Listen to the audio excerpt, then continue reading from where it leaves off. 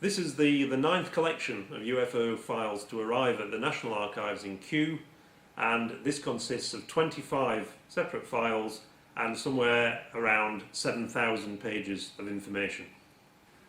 So the papers that have been released today talk about the motives behind the intelligence study that was carried out. And what kind of things do they reveal? Well, the intelligence officer was really keen to have this study commissioned. There's some very interesting papers in the policy file from 1993 where he is briefing on the subject, and he's saying it's not because he talks to little green men every night, it's just that he thinks that this is a subject that the DIS and the MOD should take seriously because no study had ever been conducted. And during his brief, he lists a number of possibilities about what UFOs could actually be, and one of them is mass hallucinations, and he says that we can rule that out.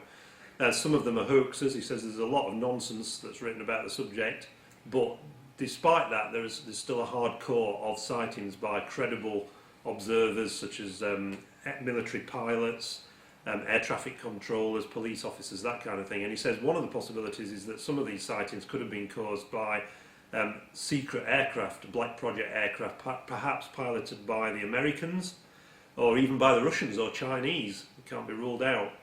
And he then goes into all the possible natural explanations such as clouds and ball lightning and meteors, and he has to consider the possibility that some of them could be extraterrestrial life forms, and he says that that's possible, but there's no direct evidence.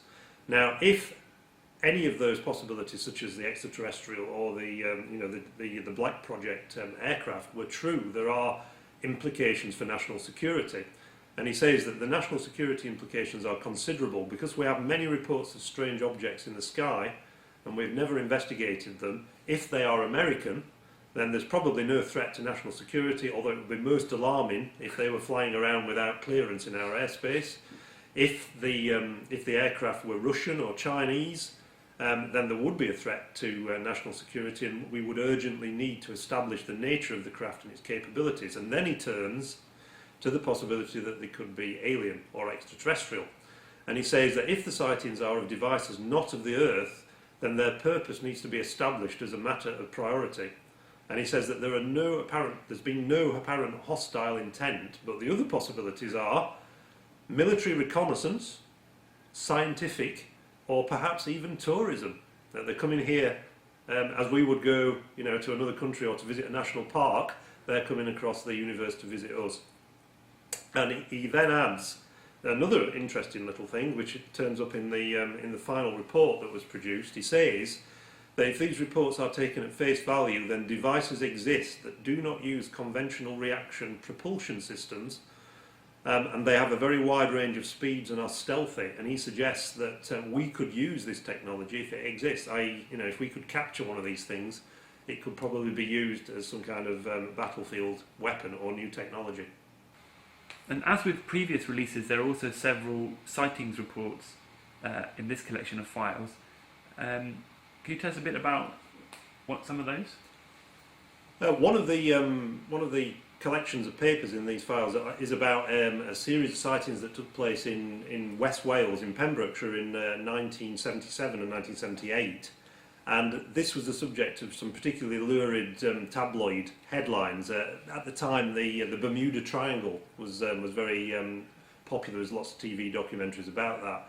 And this area of Wales became known as the Welsh Triangle, because there'd been so many mysterious sightings in that area. And there'd also been reports from various people of people seeing silver-suited humanoids that were believed to have been the UFO pilots that have been seen wandering around in the countryside late at night.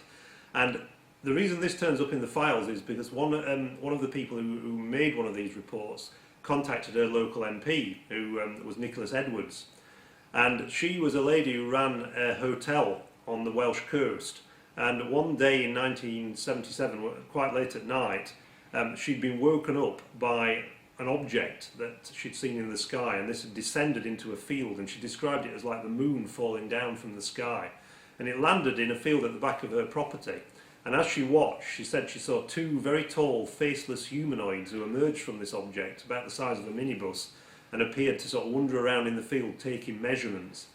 And she was absolutely petrified by this experience, and so much so that she thought, you know, the MOD should be looking into this, particularly because in the field there was what later emerged to be a Royal Observer Corps shelter, a bomb shelter of some kind. So obviously something was going on there. So this was reported to the MP. He passed it to the Ministry of Defence in Whitehall, and this was a very unusual thing for them to do. They asked an RAF officer from nearby RAF Brodie Air Base to go and have an interview with the lady who'd reported this sighting. So he went down there, he examined the area where this thing had landed, and he couldn't find any obvious explanation for this. So he briefed the Ministry of Defence on what he'd discovered.